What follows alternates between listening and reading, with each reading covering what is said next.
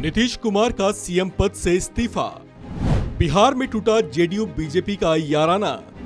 नीतीश कुमार ने छोड़ा एनडीए का साथ।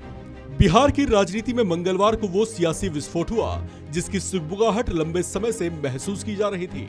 आखिरकार जेडीयू बीजेपी के गठजोड़ वाली सरकार महज 2 साल में ही लड़खड़ाकर गिर गई।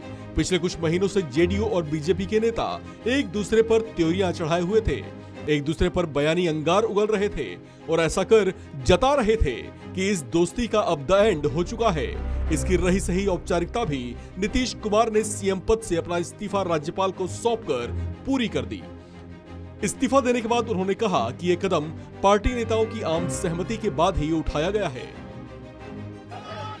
और सारे विधायक और विधान पार्षद और पार्टी के नेता सब लोग। भाजपा से क्या दिक्कत हो गई? सारी मीटिंग आज हुई और सब लोगों की इच्छा यही हुई है कि हम लोगों को एनडीए छोड़ देना चाहिए। तो जैसे ही एनडीए छोड़ने का निर्णय सब लोगों की थी तो हमने उसी को स्वीकार कर लिया और आकर के यहाँ जो एनडीए की सरकार में हम मुख्यमंत्री थे, हमने मुख्यमंत्री पद से इस्तीफा सौंप दिया। बस ये क्या परेशानी थी? अब तो बहुत सारी चीजें हुई है, हमारे लोग बता देंगे। जेडीयू के ऐसे फैसले ने एक और जहां बिहार में राजनीति के नए समीकरणों को जन्म दे दिया है, तो वहीं इससे बिहार में बीजेपी को तगड़ा झटका पहुंचा है।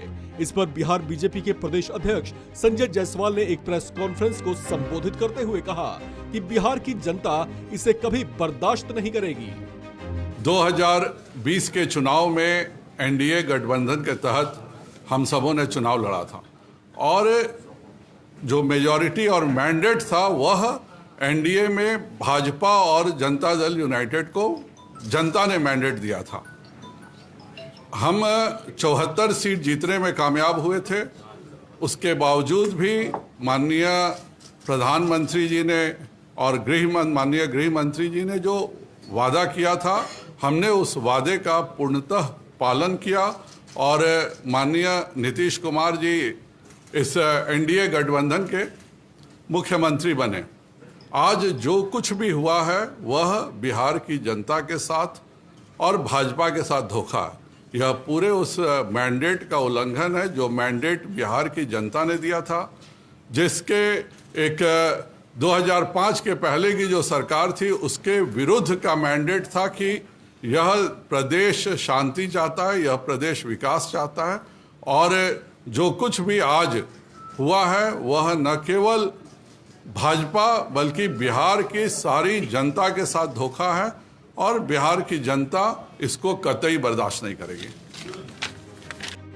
बिहार में इस उथल-पुथल के बाद जेडीयू और आरजेडी के गठजोड़ की संभावनाएं प्रबल हो गई हैं।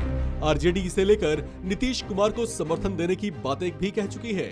इसे लेकर तेजस्वी यादव ने नीतीश कुमार को एक पत्र भी सौंपा है। इसे लेकर राजनीतिक पंडितों का कहना है कि नीतीश के ऐसे फैसले की वजह से विपक्ष को एक नया जोश मिला है। वहीं बिहार में बीजेपी को लेकर कहा जा रहा है कि उसके पास अब यहाँ हालांकि कोई विकल्प तो नहीं बचा है, लेकिन अब वो अकेले अपने बूते बिहार में पकड़ मजबूत करने की कोशिशों पर नए सिरे से काम कर सकती है।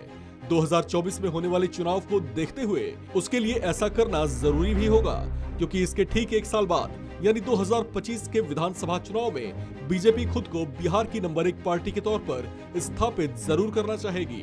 इसके लिए अब उसे अपनी पूरी ऊर्जा लगानी होगी, क्योंकि राज्य स्तर पर बिहार की जनता का मूड अपने पक्ष में कर पाना इतना सरल नहीं होगा। इस खबर में फिलहाल इतना ही। बाकी अपडेट्स के लिए बने रहिए वन इंडिया हिंदी के साथ।